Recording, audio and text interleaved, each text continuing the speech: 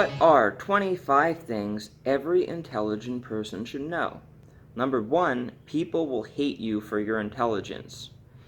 You might have had family members growing up that rewarded you, made a big fuss over your grades, stuff like that, but once you go out into the real world, there's a lot of jealousy and envy.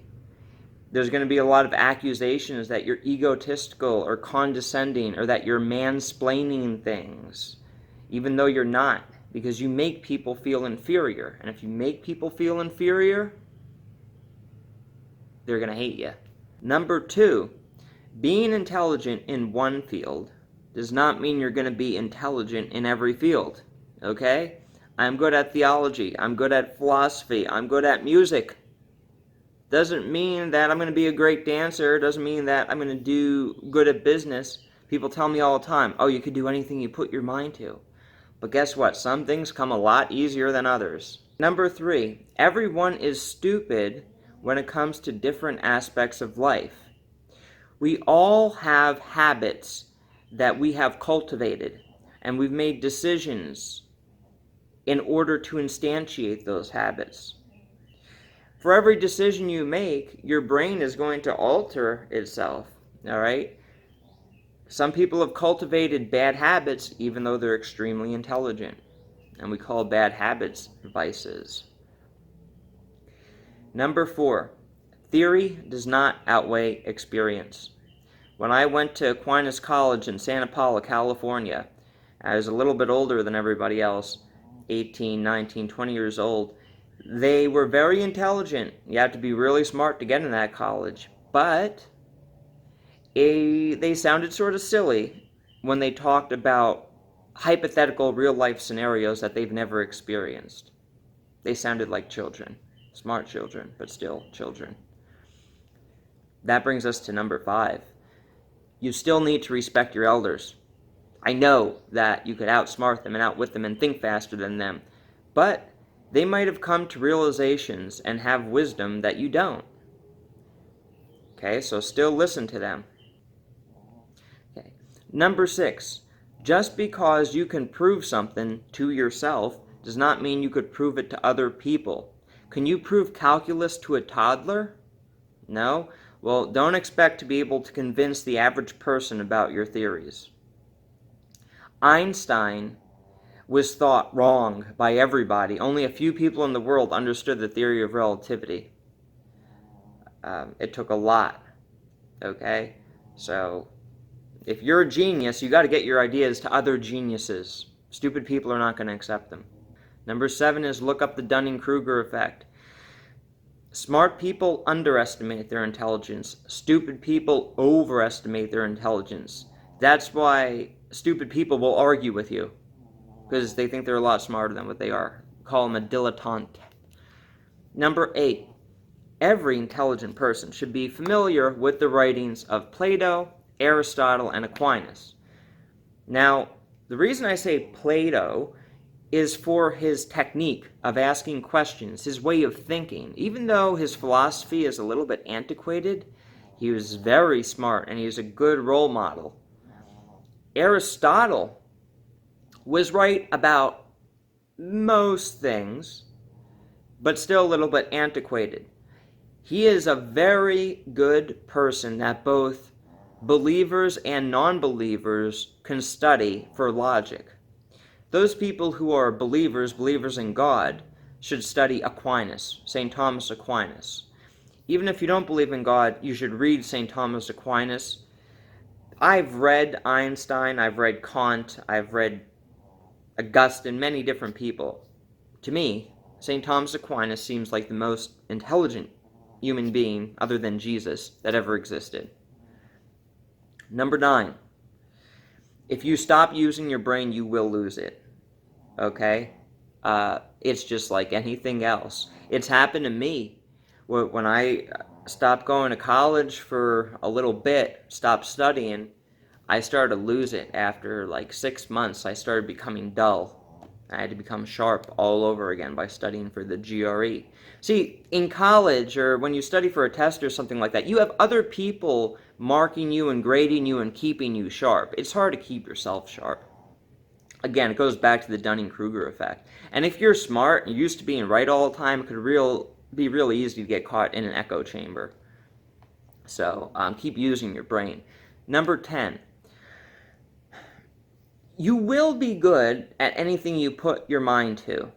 Okay? Not great, but you will be good. If you're smart, you'll be good enough at most things. So choose very wisely what you're going to invest your time in. Since you're likely to succeed at many different things, you could pretty much pick whatever you enjoy and go with your passion, whereas most people can't do that. Number 11, you won't have to work as hard to accomplish your goals. You work smart, not hard. That's reality. You could work both smart and hard, and then you'll be a famous genius, maybe. But careful, if you look for fame in this life, you might find obscurity in the next one. Number 12, even Satan and Hitler were intelligent, so intelligence doesn't always translate to morals. Enough said on that. Number 13, like number 12, there's highly esteemed scientists commit adultery on their wives and do cocaine. You know, some people consider Sigmund Freud a genius, but his nose literally fell off from doing too much cocaine. Intellectual virtues does not always equate to moral virtues. If you read Aquinas like I suggested, you'll know that.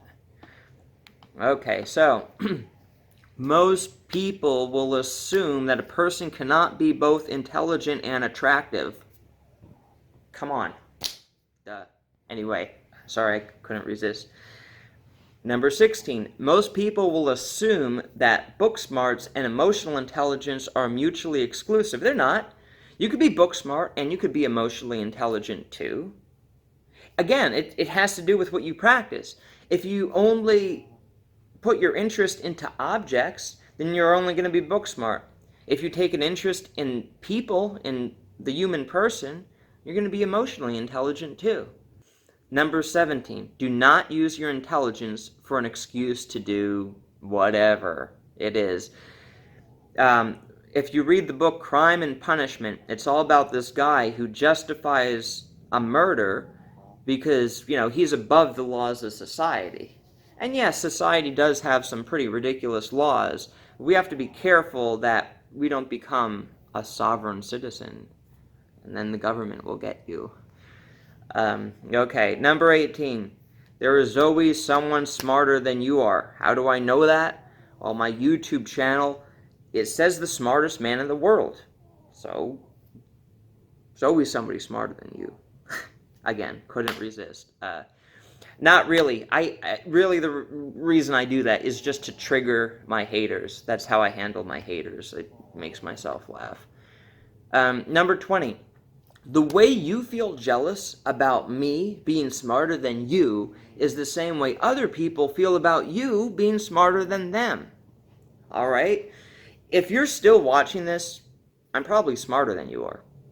If I was dumber than you are, then why are you watching? Write your own articles on this. You should know the answers better than I do and come up with a better list than I do. That probably makes you mad that I said that. Oh, this guy's so egotistical. Well, that's how people feel about you, too. So whenever you prove somebody wrong or show off your intelligence, they're going to get jealous at you, too.